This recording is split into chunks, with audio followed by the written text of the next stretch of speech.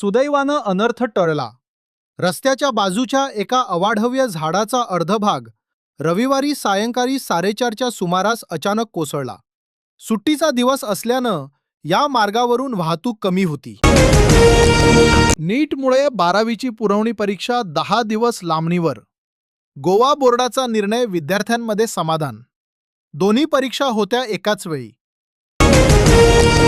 11वीसाठी आजपासून प्रवेश शिक्षण विभाग सज्ज.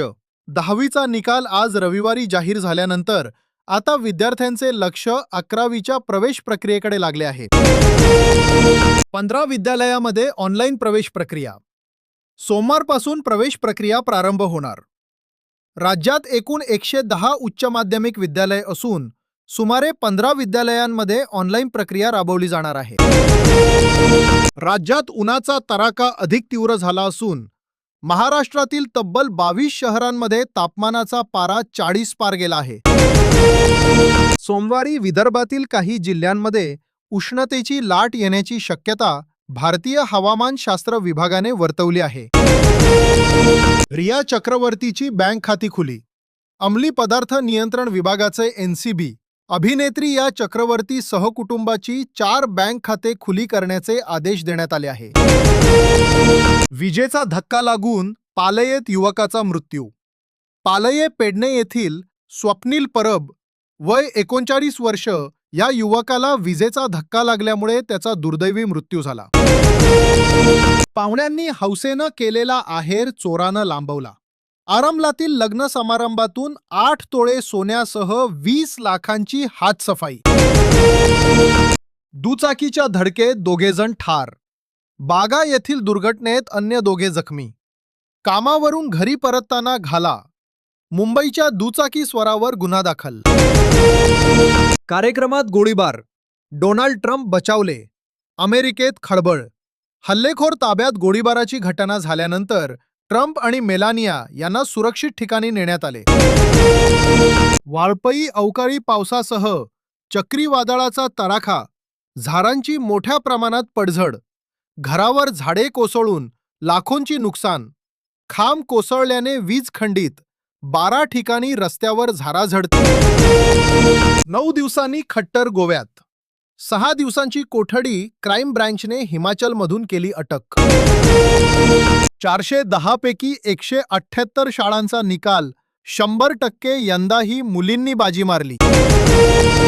व तंत्रशिक्षण मंत्री चंद्रकांत पाटील यांच्या पत्नी अंजली पाटील यांना गीता परिवार या आध्यात्मिक संस्थेच्या वतीने प्रतिष्ठित गीतावृत्ती ही पदवी देऊन सन्मानित करण्यात आले.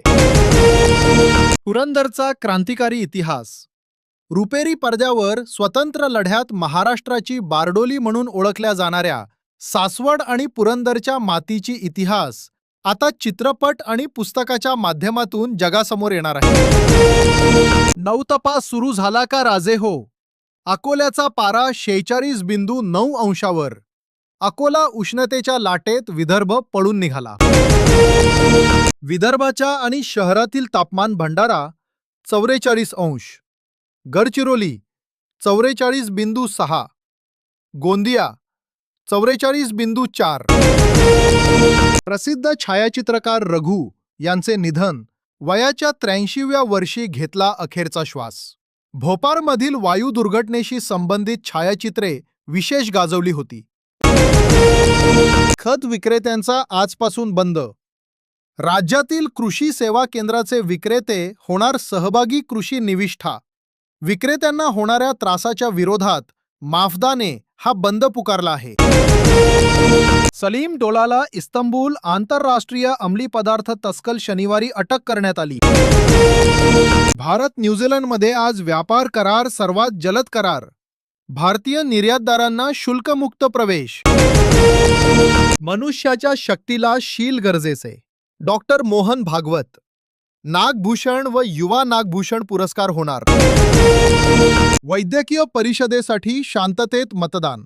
कोल्हापूरमध्ये 439, हिंगोली 135, सोलापूर 709, वर्धा 82, तर यवतमाळमध्ये 212 मतदारांनी मतदान केले.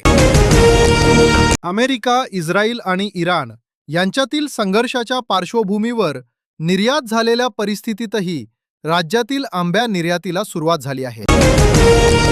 तेलंगणात राज्य सरकारकडून 15 लाख टन मक्याची खरेदी घसरलेल्या आदरामुळे अहवालील शेतकऱ्यांना दिलासा.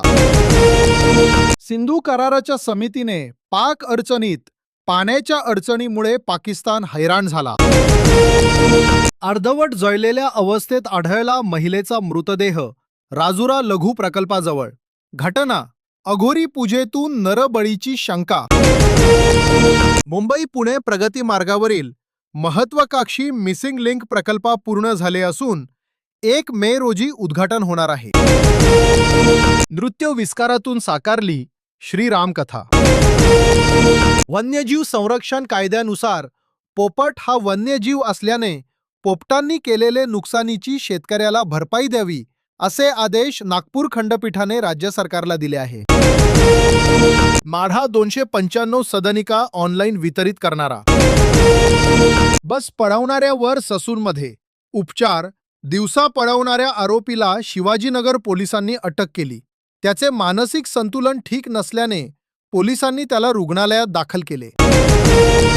धारणी प्रादेशिक वनस्पती क्षेत्रात भीषण आग लवादा. वर्तुळाकारातील जंगल खाक कोट्यावधीची वनस्पती नष्ट. प्रवासी पुणे विमानतळाची गगनभरारी. आज वरची सर्वाधिक संख्या. वर्षात 1,10,00,000 प्रवाशांची वाहतूक. शास्त्रज्ञाला मारहाण केल्याने गुन्हा. शिक्षण संशोधन आणि विकास संस्थेत मारहाण केल्याबद्दल येथील एका विकास विरोधात गुन्हा नोंदवण्यात आला आहे.